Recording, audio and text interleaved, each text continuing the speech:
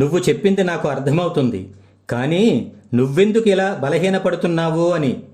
ప్రతి మనిషికి ప్రతిరోజు కొత్త రోజే.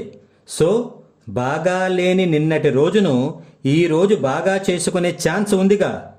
ఒకవేళ నిన్నటి రోజు బాగుంటే ఇంకా బాగా చేసుకునే ఛాన్స్ ఉందిగా.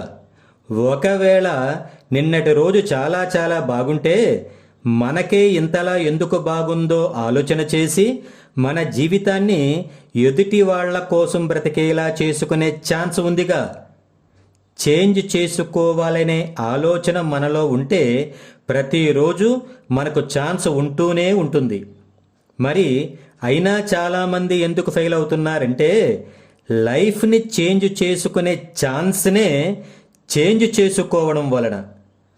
ప్రతి మనిషికి చేంజ్ కోసం వచ్చే ఛాన్స్ బెటర్ ఫ్యూచర్ కోసం అని తెలుసుకుంటే చాలు. జై హింద్.